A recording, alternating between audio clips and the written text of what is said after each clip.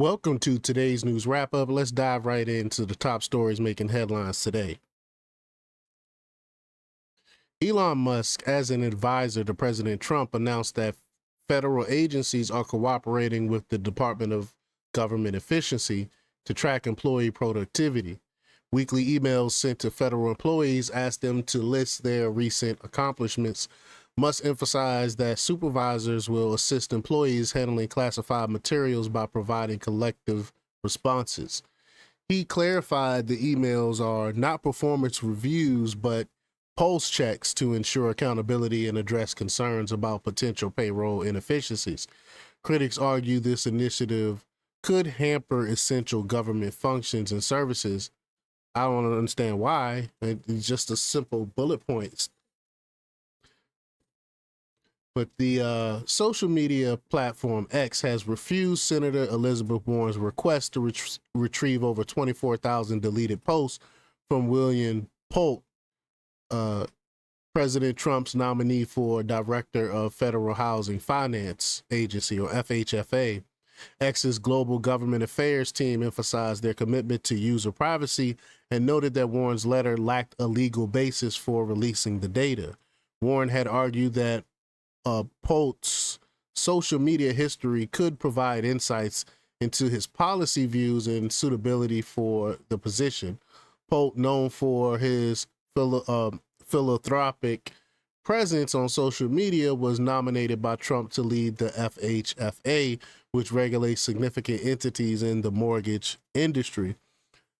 The situation has raised discussions about privacy, transparency, and the implications of assessing past social media activities for public office nominees. Hyundai is standing by its DEI policies, launching a new multicultural marketing campaign aimed at Black consumers. The campaign, produced by Culture Brands, features a Black couple enjoying moments of connection while driving in a 2025 Hyundai Sonata Hybrid. Hyundai's director of experiential and multicultural marketing, you can't make this up, emphasized that DEI drives sales and benefits the company's bottom line. When I look for products, I don't look to see if a Black person or a white person is using the product. Like, I don't understand, why does that matter when it comes to whatever you're making? Just make the best product. Oh my gosh. But despite Hyundai's commitment, other companies like General Motors, well, not despite, but other companies like General Motors, Meta, and Google are moving away from DEI's policies following executive orders from President Trump targeting DEI in the federal government and contractors. Y'all know I'm all for it. Merit based, we just want good stuff. The Alliance Defending Freedom, or ADF, has launched a project to expose the government's anti-free speech activities following President Trump's executive order to protect free speech. They have filed Freedom of Information requests with the National Science Foundation to uncover federal funding and cooperation with organizations involved in censorship. ADF is investigating communications with entities like Medane and universities developing tools to encounter misinformation. They aim to reveal the extent of government involvement in censoring American speech and may pursue legal action if rights violations are found. ADF initiative is supported by recent legislative efforts emphasizing the importance of transparency and accountability in safeguarding free speech. The U.S. Supreme Court is scrutinizing Mexico's attempt to hold American gun manufacturers accountable for firearms smuggled into Mexico and used in cartel violence. Justices debated whether gun makers could be considered responsible for injuries caused by illegal sales across the border. With both sides presenting tough arguments, Mexico's lawsuit seeks $10 billion in damages, relies on exceptions in a federal law designed to protect gun makers from civil lawsuits. The case highlights broader issues in the national debate over gun rights and responsibilities. I mean, this was set a crazy precedent for another country to come in and sue another country because they produce weapons. but the outcome could impact future efforts to hold manufacturers accountable for gun violence. A decision is expected in late June. I definitely would be looking forward to that. Following the devastating January wildfires in Los Angeles, a recall effort has been initiated against Democratic Mayor Karen Bass. Criticism emerged after it was revealed that Bass was in Ghana when the fires began and she failed to return despite warnings. The recall campaign, fueled by concerns over crime, homelessness, and her handling of the wildfires, requires signatures from at least 15% of Los Angeles registered voters to trigger a special election. The campaign highlights the budget cuts to the Los Angeles Fire Department and the firing of LAFD Chief Christian Crowley, who had warned about inadequate funding and staffing. I think she made a real big mistake by firing the fire chief. Bass has defended her actions, citing public safety and operational decisions, but the controversy continues to spark debates on leadership and emergency response. MSNBC host Rachel Maddow is facing staff cuts and reassignments after criticizing the network's decision to terminate Joy Reid's show.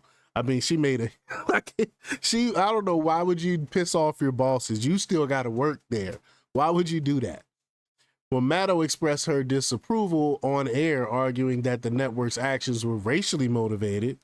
Following her remarks, the network announced significant staff reductions affecting Maddow's team and others from canceled shows. Despite keeping her executive producer and some senior producers, many staff members have been given an option to take severance or reapply for new roles. I'm sorry that I'm laughing, but she did this to herself. Megyn Kelly criticized Maddow's stance, accusing her of hypocrisy for remaining at the network while drawing a substantial salary. It is. If they're racist like you say they are, why are you still working for them? Maddow's show will return to Monday only schedule starting April 21st, with former White House Press Secretary Jen Psaki taking over the Tuesday through Friday slot. Wow. Senator Adam Schiff voiced strong objections to the confirmation of Kash Patel as the new FBI director, expressing concerns about potential politicization of the agency under his leadership. Schiff accused Patel of being selected due to his unwavering loyalty to Trump and criticized his qualifications. He also referenced prior controversies involving Patel and highlighted the pardon issued by President Biden to Patel. Schiff argued that Patel's appointment undermines the FBI integrity and suggests a future Democratic president will likely remove Patel from office. The real problem here is Adam Schiff knows that Patel knows everything that Schiff did. No one knows all the information that happened within Russiagate more than Kash Patel. And that's what Schiff is really afraid of, because it leads back to him and his lies. And I think that's why Adam Schiff is so upset about this, or I should say afraid about Kash Patel being the FBI director. A Ukrainian MP has called for impeachment proceedings against President Zelensky, citing his handling of Ukraine's international standing and rejection of a peace and minerals deal with the U.S. The MP, Alexander Dubinsky, accused Zelensky of driving the country into isolation and authoritarian rule, leading to a loss of allied support and diplomatic failures. Dubinsky highlighted the need for decisive action, arguing that Zelensky's leadership has resulted in a lost war and suppression of dissent. Zelensky, however, suggested he would step down if Ukraine secured NATO membership, emphasizing his commitment to the country's future.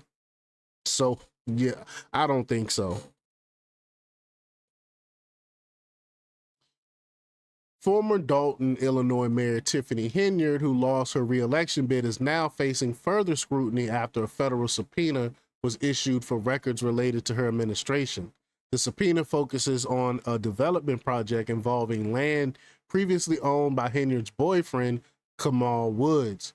Hinyard had been under FBI investigation for alleged abuse of power, including shutting down businesses that didn't support her campaign. Additionally, a report by former Chicago Mayor Lori Lightfoot highlighted significant financial mismanagement during Hinyard's tenure. The village of Dalton is reported to have a substantial deficit and owes millions to vendors, exacerbating the controversy surrounding Hinyard's leadership. Meghan Markle new Netflix show With Love, Meghan, was released to widespread criticism and mockery. I mean, even her own brother called her out on it, saying that some of the stories, childhood stories she shared was lies. Reviewers described the content as basic and uninspired, with some accusing Markle of narcissism. That's not the first time we hear people call her a narcissist. But the show features everyday tasks such as arranging fruit, which many found unoriginal and dull, and critics from various news outlets echoed similar sentiments, with some speculating that the poor reception could jeopardize future projects for Markle and Netflix.